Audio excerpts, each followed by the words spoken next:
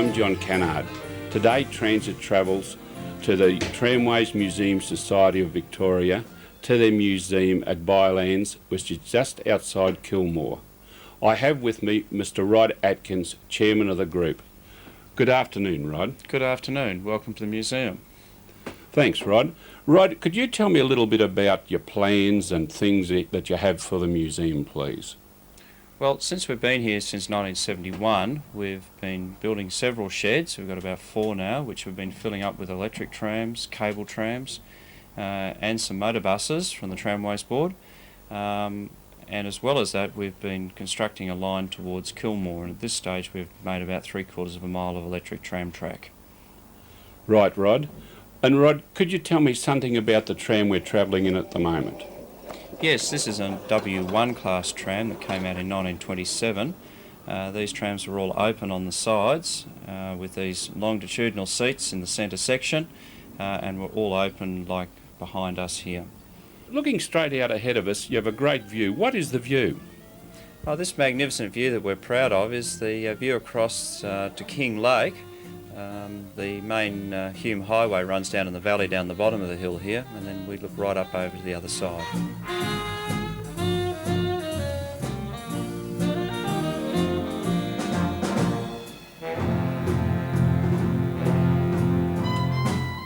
After our ride on tram 427, we're now back at the depot area.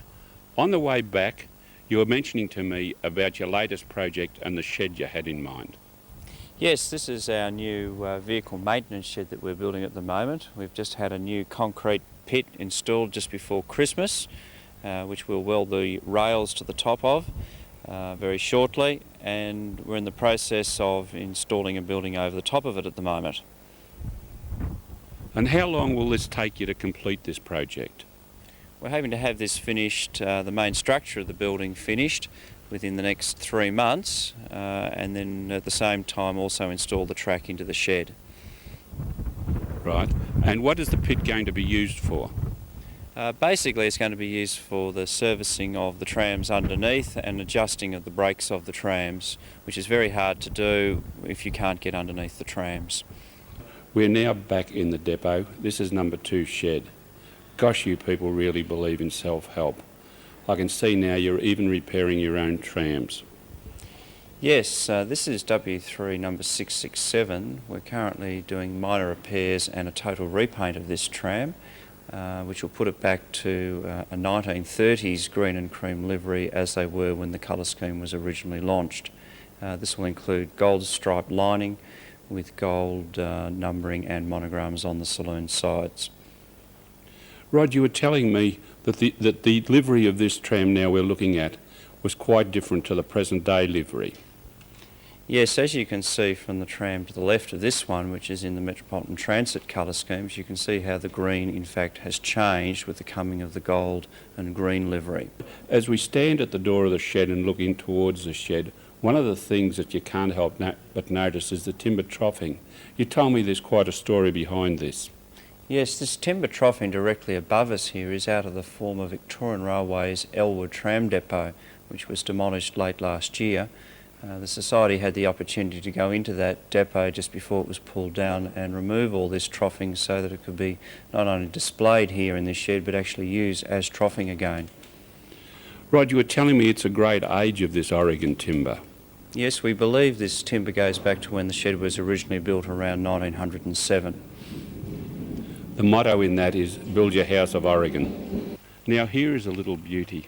Could you tell me something, please, about Royal Park 256? Yes, this is in fact a standard 8-window 4-wheel cable car trailer, of which there were over 500 built for the Melbourne cable tram system.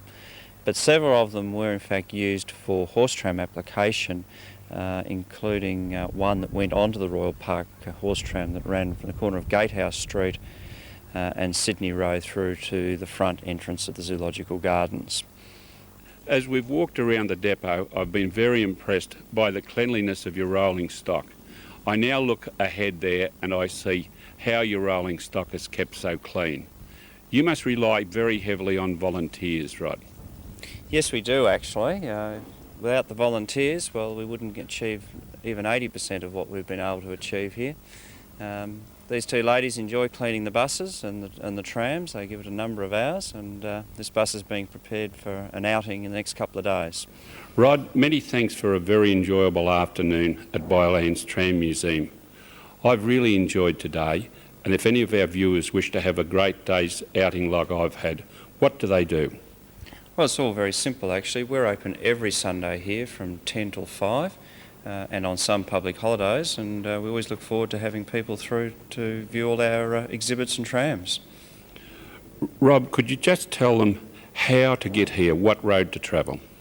Well, if you turn off the Northern Highway at the Wallen exit off the main Hume Highway, once you come up the top of Pretty Sally Hill, about a mile past that, there's big brown signs telling you to turn off down Union Lane to the right. Thank you, Rob.